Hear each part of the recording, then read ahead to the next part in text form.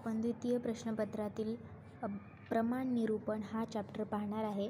तर याच्यामध्ये पहिल्यांदा प्रमाण याची निरुक्ती सांगितलेली आहे. म्हणजे प्रमाण हा शब्द कसा तयार झाला, याची कशी उत्पत्ती झाली हे याच्यामध्ये सांगितलेले आहे. जसं उपसर्गपूर्वक मा धातूद्वारे करण या अर्थामध्ये ल्यूट अन प्रत्यय होऊन प्रमाण हा शब्द तयार होतो. हे संपूर्ण संस्कृतमध्ये शिकवलं जाईल. हे उपसर्ग काय, प्र हा उपसर्ग लावलेला आहे, मा हा धातू आहे म्हणजे तो मूळ शब्द आहे, आणि ल्यूट हे अन प्रत्यय लावलेला आहे आणि याच्यापासून हा प्रमाण शब्द तयार झालेला आहे. हे सर्व संस्कृतमध्ये समजून जाईल. येथे मा धातूचा अर्थ ज्ञान असा घ्यावा. मा म्हणजे काय? ज्ञान. प्रद्वारी युक्त मा चा अर्थ प्रकृष्ट ज्ञान असे होते. प्र म्हणजे प्रकृष्ट, मा म्हणजे ज्ञान, म्हणजे प्रकृष्ट ज्ञान होय. प्रमाण म्हणजे काय? प्रकृष्ट ज्ञान. ज्ञानाला प्रयुक्त करणारे साधन म्हणजे प्रमाण असा अर्थ केला जातो. म्हणजे ज्ञानाला प्रयुक्त करणारे साधन यालाच प्रमाण म्हणतात. प्रमाण म्हणजे काय आहे? एक ज्ञान मिळवण्याचं साधन आहे. ज्याच्याद्वारे आपल्याला ज्ञान मिळतं त्याला प्रमाण असे म्हणतात. प्रमाणाचे पर्याय दिलेले आहेत. प्रमाणाचे पर्याय खालीलप्रमाणे आहेत. त्याचा एक श्लोक दिलेला आहे. उपलब्धिः साधनम ज्ञानम परीक्षा प्रमाणानित्यं नित्यर्थांतरम समाख्यातम वचन सामर्थ्यात. आता याचे पर्यायी शब्द दिलेले आहेत या श्लोकामध्ये सगळे. म्हणजेच प्रमाण याला हे समानार्थी शब्द आहेत. जसे की उपलब्धी, साधन, ज्ञान, परीक्षा, प्रमाण हे पर्यायवाचक शब्द आहेत. आचार्य सुश्रुत यांनी प्रमाणालाच ज्ञानोपाय असे म्हटले आहे. जे आचार्य सुश्रुत आहेत त्यांनी प्रमाणाला दुसरा एक पर्यायी शब्द दिला आहे, ते म्हणतात त्याला ज्ञानोपाय. ठीक आहे. आता हे उपलब्धी म्हणजे जे ज्ञान मिळवण्याचं साधन आहे किंवा उपलब्धी आहे त्यालाच काय म्हटलं जातं? प्रमाण म्हटलं जातं. तर हे प्रमाणाचे 5 पर्यायी शब्द आहेत. तसंच सुश्रुत काय म्हटले? त्यालाच ज्ञानोपाय असं त्यांनी म्हटलेलं आहे. आता आपण प्रमाणाची व्याख्या पाहूया. प्रमायाः करणं प्रमाणम ही तर्कदीपिका यांनी व्याख्या दिलेली आहे. तर याचा अर्थ असा आहे, प्रमा म्हणजे काय? मी सांगितलं होतं, प्रमा म्हणजे यथार्थ ज्ञान. यथार्थ ज्ञान म्हणजे बरोबर ज्ञान. अग्नी हा उष्ण आहे, हे काय आहे? बरोबर ज्ञान आहे, म्हणजे तो प्रमा आहे. जो यथार्थ ज्ञान होतो त्याच्यातून आपल्याला योग्य ज्ञान मिळते, त्याला यथार्थ ज्ञान म्हणतात. ज्या करणाला, करण म्हणजेच काय? साधन. ज्या करणाला किंवा साधनाला प्रमाण असे म्हणतात. ज्याच्यातून यथार्थ ज्ञान भेटतं आपल्याला त्या साधनाला किंवा त्या करणाला प्रमाण असे म्हणतात. तर ह्या प्रमाणच्या 2-3 डेफिनेशन दिलेल्या आहेत. त्यातली 1-2 श्लोक हे पाठ करायचे. आता दुसरा सम्यक ज्ञानम प्रमाणम ही न्यायदीपिका यांनी दिलेली आहे. सम्यक ज्ञानाला प्रमाण असे म्हणतात. जे सम्यक ज्ञान आपल्याला, योग्य ज्ञान आपल्याला होतं त्याला काय म्हणतात? प्रमाण असे म्हणतात. तिसरी काय दिली आहे? प्रमाता येणार्थ प्रमिनोती तत्प्रमाणम ही वात्सायन यांनी दिलेली आहे. याचं काय? प्रमाता म्हणजे काय? ज्याला ज्ञान होतं तो व्यक्ती, त्याला प्रमाता असे म्हणतात. प्रमाता ज्या साधनाद्वारे अर्थाचे यथार्थ ज्ञान प्राप्त करतो त्याला प्रमाण असे म्हणतात. म्हणजे प्रमाता आहे म्हणजे तो व्यक्ती, त्याला ज्या साधनाने यथार्थ म्हणजे योग्य ज्ञान होतं, बरोबर ज्ञान होतं, त्या साधनाला काय म्हणायचे? प्रमाण असं म्हणायचे. तर प्रमाणालाच काय म्हणतात? साधन, ज्ञान हेच इथे सांगितलेलं आहे. ज्याच्याद्वारे आपल्याला यथार्थ ज्ञान होतं त्याला प्रमाण असे म्हणतात. ह्या प्रमाणाच्या 2-3 डेफिनेशन दिलेल्या आहेत. यातल्या जेवढ्या पाठ होतील तेवढ्या लक्षात ठेवायच्यात, कारण या व्याख्या इम्पॉर्टंट आहेत. याचा श्लोक लक्षात नाही ठेवला तरी याचे पर्यायी शब्द लक्षात ठेवायचे. जसे की उपलब्धी, साधन, ज्ञान, परीक्षा, प्रमाण. ठीक आहे. पण 3 डेफिनेशन पाहिल्या. आता 4थी डेफिनेशन पाहूया. प्रमाण याची काय आहे? प्रमीयते अनेन इति प्रमाणम. याचा अर्थ काय आहे? ज्याच्याद्वारे विषयाचे यथार्थ ज्ञान किंवा सत्य ज्ञान होते त्याला प्रमाण असे म्हणतात. प्रमीयते प्रमेय म्हणजे काय? प्रमेय म्हणजे विषय. जो ज्ञानाचा विषय आहे त्याला प्रमेय म्हणतात. प्रमाता म्हणजे ज्याला ज्ञान होतं तो व्यक्ती. इथे काय सांगितले? ज्याच्याद्वारे विषयाचे यथार्थ ज्ञान. एखादा विषय आहे, जसं की अग्नी हा विषय आहे, त्याचं यथार्थ ज्ञान, अग्नी हा उष्ण आहे, हे त्याचं यथार्थ ज्ञान किंवा सत्य ज्ञान आपल्याला ज्याच्याद्वारे होते त्याला प्रमाण म्हणतात. त्या साधनाला प्रमाण असे म्हणतात. नंतर 5वी डेफिनेशन काय दिलेली आहे, उपलब्धी साधन आणि प्रमाणाने. याचा अर्थ काय आहे, साधनाच्या उपलब्धीचे ज्ञानाच्या उपलब्धीचे साधन म्हणजे प्रमाण होय. ज्ञान मिळवण्याचं जे साधन आहे, जे उपलब्ध साधन आहे, त्या उपलब्धीचे ज्ञानाच्या उपलब्धीचे ज्याद्वारे आपल्याला ज्ञान उपलब्ध होते त्याच्या साधनाला काय म्हणतात, प्रमाण असे म्हणतात. 6वी डेफिनेशन आहे, अर्थोपलब्धी हेतुः प्रमाणम. ही न्यायवर्तिक यांनी सांगितलेली. अर्थाच्या प्राप्तीच्या कारणाला प्रमाण असे म्हणतात. अर्थ म्हणजे एखादी गोष्ट आहे, त्याच्यातून आपल्याला काहीतरी अर्थ मिळतो आहे, तो अर्थ प्राप्त होण्याचं जे कारण आहे त्या कारणाला प्रमाण असे म्हणतात. ह्या सर्व डेफिनेशनमधून आपल्याला एकच समजते की ज्याच्याद्वारे आपल्याला यथार्थ ज्ञान भेटतं, बरोबर ज्ञान भेटतं किंवा सत्य ज्ञान मिळतं, त्याला आपण प्रमाण असे म्हणतो. आता खाली दिलेलं आहे प्रमाण, याचं लक्षण दिलेलं आहे. हा श्लोक इम्पॉर्टंट आहे. डेफिनेशनपैकी 2-3 डेफिनेशन लक्षात ठेवल्या तरी चालेल, लक्षण हे एकच आहे. हा श्लोक इम्पॉर्टंट आहे, हा लक्षात ठेवायचा आहे. हा काय आहे, यथार्थः अनुभवः प्रमा तत्साधनं च प्रमाणम. प्रमा म्हणजे काय, ज्ञान. प्रमा म्हणजे ज्ञान, यथार्थ म्हणजे बरोबर ज्ञान, अनुभव. ठीक आहे. यथार्थ अनुभवाला प्रमा असे म्हणतात. म्हणजे बरोबर अनुभवाला आपल्याला एखाद्या गोष्टीतून, आता अग्नी उष्ण आहे, आपल्याला जेव्हा अग्नी उष्ण लागते, हा आपल्याला अगोदर अनुभव झालेला आहे, तो यथार्थ योग्य अनुभव, त्यालाच काय म्हणतात, प्रमा म्हणतात. प्रमा म्हणजे योग्य ज्ञान म्हणतात. ठीक आहे. यथार्थ अनुभवाच्या साधनाला प्रमाण असे म्हणतात. आणि याच्यातून ज्यावेळेस आपल्याला योग्य अनुभव मिळतो, योग्य ज्ञान मिळतं आणि त्याच्या साधनाला ज्याच्यातून मिळतं त्याला काय म्हणतात, प्रमाण असे म्हणतात. ठीक आहे. आता आपल्याला 4 गोष्टी शिकायच्या आहेत.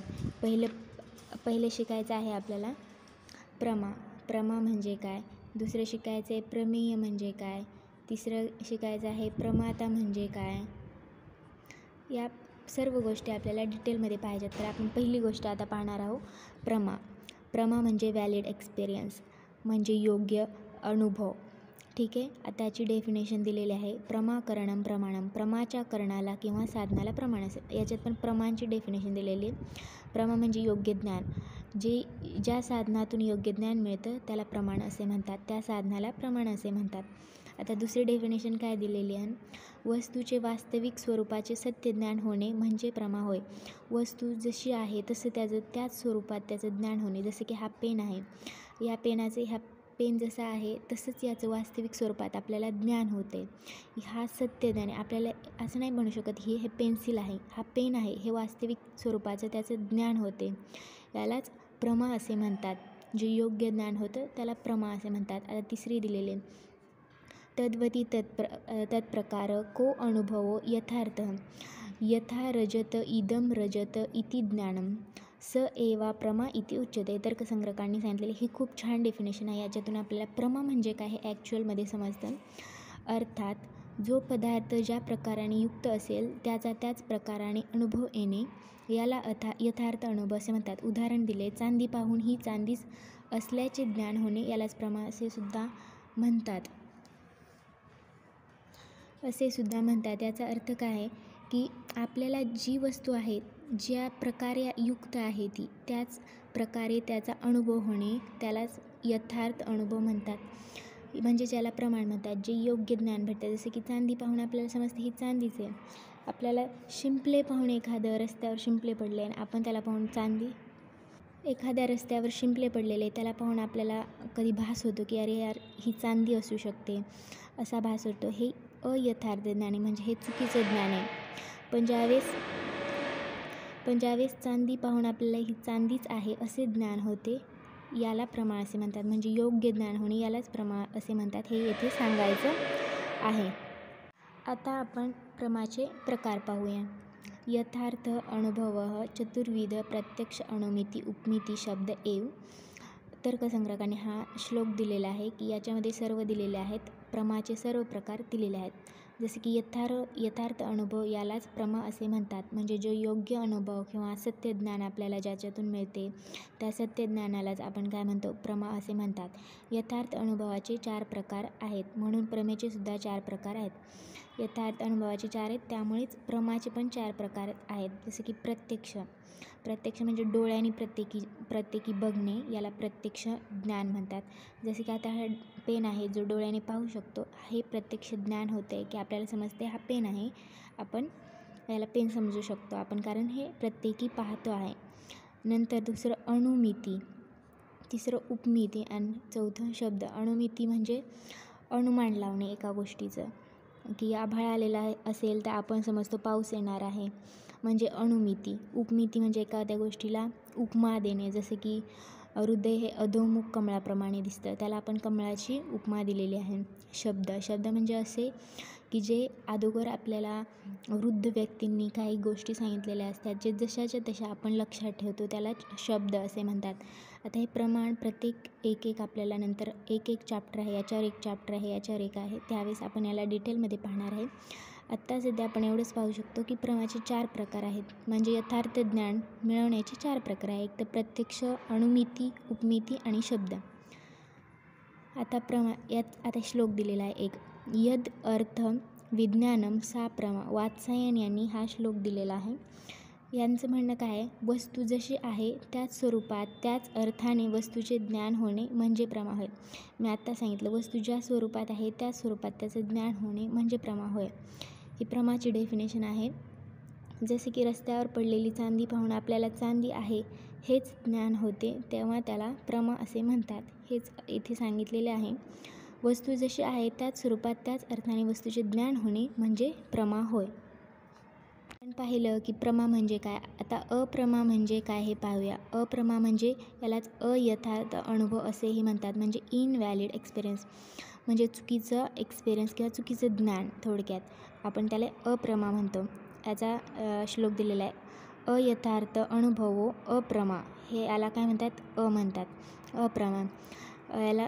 हा श्लोक कोण दिलेला आहे, तर्कसंग्रहांनी दिला आहे. त्यांच्या मते अयथार्थ अनुभव म्हणजेच अप्रमा होय. जो चुकीचं अनुभव आहे किंवा चुकीचं ज्ञान मिळतं त्यालाच अप्रमा असे म्हणतात. प्रमा म्हणजे काय, यथार्थ ज्ञान. आणि अप्रमा म्हणजे काय, अयथार्थ ज्ञान, किंवा प्रमा म्हणजे यथार्थ अनुभव आणि अप्रमा म्हणजे अयथार्थ अनुभव. जी आता इथे तद्भाववती तत्प्रकारको अनुभवो अयथार्थः यथा शुक्तौ इदं रजतम इति ज्ञानम स एव अप्रमा इति उच्यते. तर्कसंग्रहांनी सांगितलेले की जी वस्तू जशी आहे तिचे तसे ज्ञान न होणे याला अयथार्थ अनुभव किंवा अप्रमा असे म्हणतात. म्हणजे वस्तू जशी आहे, जसे की हा पेन आहे, पण याचं पेन हे खरं ज्ञान न होता चुकीचंच वेगळं आपल्याला हे समजणं आहे की पेन्सिल आहे, हे चुकीचं ज्ञान होणे याला काय म्हणतात, अप्रमा. म्हणजे एका वस्तूमध्ये दुसऱ्या अभाव रूप वस्तूचे ज्ञान होणे म्हणजे अयथार्थ अनुभव किंवा अप्रमा होय. त्याने उदाहरण दिलेले, शिंपले बघून त्यांना चांदी समजणे. जसे की रस्त्यावर एखादे शिंपलं पडले आणि त्याला पाहून आपल्याला असं भास होतं की ते चांदी पडलेली आहे, म्हणजे हे चुकीचं ज्ञान होते. तसंच दुसरं एक्झाम्पल दिलेलं आहे. दोरी बघून तो साप असल्याचे ज्ञान होते. रस्त्यावर एखादी दोरी पडली आहे आणि आपल्याला चुकून लांबून असं समजते की हा साप दिसतोय, म्हणजे दोरी बघून तो साप असल्याचे ज्ञान होणे यालाच अयथार्थ ज्ञान किंवा अप्रमा असे म्हणतात. आताच आपण प्रमाचे प्रकार पाहिले, आता अप्रमाचे प्रकार पाहिजे. आता अप्रमा म्हणजे काय समजलं. आता त्याचे प्रकार किती दिलेले आहेत, 3 प्रकार दिलेले आहेत. अयथार्थ अनुभव त्रिविध, 3 प्रकार दिलेले आहेत. संशय विपर्यय तर्कभेदात. संशय हा पहिला, दुसरा विपर्यय आणि तिसरा तर्क. हे अयथार्थ अनुभवाचे 3 प्रकार आहेत, संशय, विपर्यय आणि तर्क. आता हे आपल्याला डिटेलमध्ये पाहायचे आहेत. तसेच आपण प्रमाचे मगाशी कोणते प्रकार पाहिले होते, 4 प्रकार, प्रत्यक्ष, अणुमिती, उपमिती आणि शब्द. आता अप्रमाचे किती प्रकार, 3, संशय, विपर्यय आणि तर्क. आता एकाला डिटेलमध्ये पाहायचं. संशय म्हणजे काय, एकस्मिन् धर्मिणी विरुद्धानां धर्मवैशिष्ट्य अवगाही ज्ञानम संशयः यथा स्नानुर्वा पुरुषो वा इति. तर्कसंग्रहांनी हा श्लोक दिलेला आहे. याचा अर्थ काय आहे, अर्थात एकाच वस्तूच्या ठिकाणी परस्पर विरुद्ध अशा अनेक धर्मांनी युक्त वस्तूचे ज्ञान होणे म्हणजे संशय होय. संशयामुळे विषयाचे किंवा वस्तूचे निश्चित ज्ञान होत नाही, यालाच चुकीचे ज्ञान होणे किंवा ज्ञान व्यवस्थित न होणे यालाच काय म्हणतात, अप्रमा. तसे इथे काय सांगितलेले, एखाद्या वस्तूला पाहून किंवा त्याच्याच विरुद्ध अशी परस्पर विरुद्ध अशी गोष्ट असेल, त्याच्यामुळे आपल्याला ज्ञानामध्ये संशय निर्माण होतो. ज्ञान व्यवस्थित निश्चित ज्ञान काय आहे ते होत नाही. जसं की आपण उदाहरणावरून समजूया. अंधुक म्हणजेच किंवा कमी प्रकाशात दुरून दिसणारी वस्तू, एखादा खांब आहे की एखादा पुरुष आहे असा संशय येतो. या ज्ञानाला संशय असे म्हणतात. जसे की लांबून आपण एखादा अंधारामध्ये खांब पाहतो किंवा अंधुक प्रकाशामध्ये खांब पाहतो आणि आपण त्याला असं लांबून असं वाटतं की एखादा व्यक्ती उभा आहे किंवा व्यक्ती उभा असेल तर आपल्याला लांबून असं वाटतं की एखादा खांब उभा आहे, असा आपल्याला संशय निर्माण होतो. आणि अशा संशयात्मक ज्ञानाला अप्रमा असे म्हणतात. आता आपण संशयाचं एक उदाहरण पाहूया.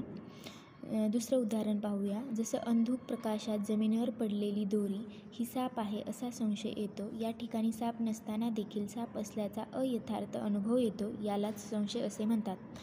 याचप्रमाणे जसं अंधुक प्रकाशात एखादा खांब उभा आहे पण आपल्याला असा संशय येतो की तो एखादा पुरुष उभा आहे. तसेच अंधुक प्रकाशात जर एखादी जमिनीवर दोरी वाकडी तिकडी पडलेली आहे, आपण त्याला पाहून आपल्याला असा भास होतो, आपल्याला असा संशय होतो. दोरी पडलेली आहे पण आपल्याला असा संशय होतो की तो एक साप आहे. साप नसताना देखील आपल्याला असं वाटतं की तो साप आहे. म्हणजे इथे एक अयथार्थ अनुभव येतो, म्हणजे चुकीचा अनुभव आपल्याला येतो आणि त्यालाच काय म्हणतात, संशय म्हणतात. आता दुसरा प्रकार पाहणार आहे तो म्हणजे विपर्यय. हा त्याचा श्लोक दिलेला आहे. मिथ्या ज्ञानं विपर्ययः यथा शुक्ती इदं रजतम इति. हा तर्कसंग्रकांनी श्लोक दिलेला आहे. मिथ्या म्हणजे काय, चुकीचं. इथे काय येत होता, संशयमध्ये आपल्याला एखादी व्यक्ती दिसते आहे पण त्या किंवा एखादा खांब दिसतो आहे पण आपल्याला एखादी व्यक्ती आहे असा संशय होतो. पण इथं टोटली चुकीचं ज्ञान होतं आपल्याला. मिथ्या म्हणजे चुकीचं ज्ञान होतं. मिथ्या चुकीच्या ज्ञानाला विपर्यय असे म्हणतात आणि त्या चुकीच्या ज्ञानाला काय म्हणतात, विपर्यय. यालाच भ्रांती असे सुद्धा म्हणतात. म्हणजे यालाच भ्रम होणे किंवा भ्रांती असे सुद्धा म्हणतात. झालं. एका वस्तूमध्ये दुसरी वस्तू असल्याचे ज्ञान होणे म्हणजे मिथ्या ज्ञान होय. पदार्थ जसा आहे तसे त्याचे ज्ञान न होणे म्हणजे मिथ्या ज्ञान होय. मिथ्या म्हणजे काय, चुकीचं ज्ञान. एका वस्तूमध्ये दुसरी वस्तू असल्याचं ज्ञान होणे म्हणजे जी वस्तू आहे ती वस्तू नसून एक दुसरीच वस्तू त्याच्यामध्ये आहे असं समजणे, त्याला काय म्हणतात, मिथ्या ज्ञान म्हणतात. म्हणजे चमकणाऱ्या शिंपल्यांना पाहून चांदी आहे असे वाटणे. म्हणजे एखादी वस्तू काय आहे, तिथं शिंपला पडलेला आहे पण त्यात काय वाटणे, दुसरीच वस्तू असल्याचं ज्ञान होणे. दुसरी वस्तू म्हणजे चांदी असल्याचं ज्ञान होणे. पदार्थ जसा आहे तसे ज्ञान न होणे म्हणजे तो जसा आहे त्याचं तसं ज्ञान नाही होत, चुकीचं ज्ञान होते. आणि या चुकीच्या ज्ञानाला मिथ्या ज्ञान किंवा विपर्यय असे म्हणतात. आता दुसरं उदाहरण काय दिले, वाळवंटात पाणी नसताना दुरून पाहिले असता तेथे पाणी आहे असे ज्ञान होते. ठीक आहे, म्हणजे तिथे पाणी नसताना देखील आहे असे वाटणे हे चुकीचे ज्ञान जेव्हा होते तेव्हा त्याला मिथ्या ज्ञान किंवा विपर्यय असे म्हणतात. आता आपण तिसरा प्रकार पाहणार आहे तो आहे तर्क. व्याप्यारोपेण व्यापकारोपस्तकरः म्हणजे तर्क लावणे. यथा यदि वह्निर्न स्यात् तर्हि धूमो अपि न स्यात् इति. हे तर्कसंग्रकांनी सगळे प्रकार सांगितलेले आहेत. तर याचा अर्थ आपण पाहूया. तर्क म्हणजे काय, तर तर्क म्हणजे थोडक्यात भ्रम होणे. विपर्यय म्हणजे चुकीचे ज्ञान होणे. आता तर्क म्हणजे व्यापकारवर आरोप करून भ्रम निर्माण करणारी चुकीची व्याप्ती सांगून साध्याची निश्चिती जाणीवपूर्वक करण्याला तर्क असे म्हणतात. तर्कामध्ये जाणीवपूर्वक चुकीची व्याप्ती सांगितलेली असते, त्यामुळे विषयाचे ज्ञान होताना भ्रम निर्माण होतो. हे व्याप्ती ते काय आहे हा अनुभव चॅप्टरमध्ये आपल्याला पाहायला मिळेल. त्यामुळे इथे एवढंच लक्षात ठेवायचे, तर्क म्हणजे एखादा भ्रम होणे आणि त्यामुळे चुकीचं ज्ञान मिळणे, त्यालाच तर्क असे म्हणतात. जसं उदाहरण दिले त्यांनी, जिथे जिथे धूर असतो तिथे तिथे अग्नी असतो. आता आपल्याला माहिती आहे जिथे जिथे धूर दिसतो तिथे अग्नी प्रेझेंट असणारच आहे, त्यामुळे तर धूर उत्पन्न झालेला आहे. ही अनुमानातील व्याप्ती माहीत असताना जाणीवपूर्वक जेथे अग्नीचा अभाव तेथे धुराचाही अभाव ही अभावसूचक व्याप्ती वापरणे होय. आता हे जेथे जेथे धूर असतो हे तेथे तेथे अग्नी असतो हे अनुमान चॅप्टरमध्ये खूप चांगल्या पद्धतीने समजेल. त्याला कशाला व्याप्ती म्हणतात, काय म्हणतात हे आपल्याला माहिती आहे की जेथे जेथे धूर असतो तिथे तिथे अग्नी असतो.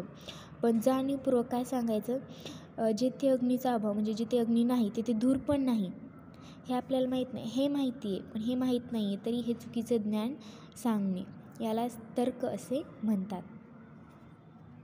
आता आपण अप्रमा पाहिलं. आता प्रमेय म्हणजे काय पाहूया. प्रमेय म्हणजे काय, थोडक्यात तो विषय जो ज्ञानाचा विषय आहे त्याला प्रमेय असे म्हणतात. याची व्याख्या दिलेली आहे. यो अर्थः प्रमीयते तत्प्रमेय, वात्सायन यांनी सांगितलेली आहे. जो ज्ञानाचा विषय मानला जातो तो प्रमेय आहे. प्रमा म्हणजे यथार्थ अनुभव आणि या यथार्थ अनुभवाचा विषय म्हणजेच प्रमेय होय. जो ज्ञान आहे त्याला म्हणतात प्रमा, ज्ञानाच्या विषयाला म्हणतात प्रमेय. ज्याला ज्ञान होतं त्या व्यक्तीला म्हणतात प्रमाता. ठीक आहे. तर ही प्रमेयाची परिभाषा म्हणजे व्याख्या आहे. दुसरी व्याख्या काय सांगितली, प्रमाणेन प्रमीयते यत् तत् प्रमेयम, म्हणजे प्रमाणाद्वारे जे जाणले जाते ते प्रमेय होय. प्रमाण म्हणजे एक साधन आहे, त्याच्याद्वारे जे आपण जाणतो म्हणजे जो विषय आपल्याला समजतो त्याला काय म्हणतात, प्रमेय असे म्हणतात. प्रमाणाद्वारे ज्याची यथार्थता प्रतिपादित केली जाते त्याला प्रमेय असे म्हणतात. म्हणजे वेगवेगळ्या प्रमाणांनी आपण त्याची यथार्थता म्हणजे ते बरोबर आहे का हे प्रतिपादित केलं जातं, म्हणजे त्या विषयाला केलं जातं ना, म्हणून त्याला काय म्हणतात, प्रमेय असे म्हणतात. आता प्रमेयाचे भेद म्हणजे त्याचे प्रकार सांगितलेले आहे. न्यायदर्शनानुसार प्रमेयाचे किती सांगितले, 12 प्रकार सांगितलेले. ते आपल्याला डिटेलमध्ये पाहायचं नाही, फक्त हे किती आहेत आणि कोणते आहेत हे पाहून घेऊया.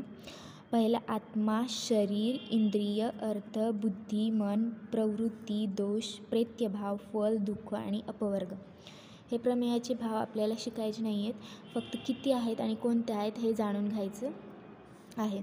आता काय पुढे, प्रमाता. प्रमाता म्हणजे मी काय सांगितलं होतं, ज्या व्यक्तीला ज्ञान होतं त्या व्यक्तीला काय म्हणतात, प्रमेय.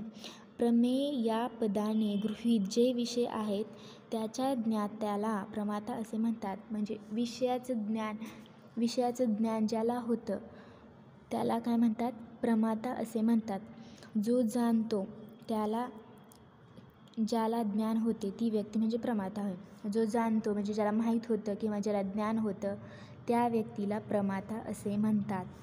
प्रमाणांनी प्रमेयाची प्रमिती ज्याला होते तो प्रमाता होय. प्रमाणांनी म्हणजे ज्या साधनांनी वेगवेगळ्या, प्रमेय म्हणजे विषयाची, प्रमिती म्हणजे ज्ञान, ज्याला होते त्याला प्रमाता असे म्हणतात. प्रमाता ज्ञाता म्हणजे ज्याला जो जाणतो तो ज्ञाता त्याला प्रमाता असे म्हणतात.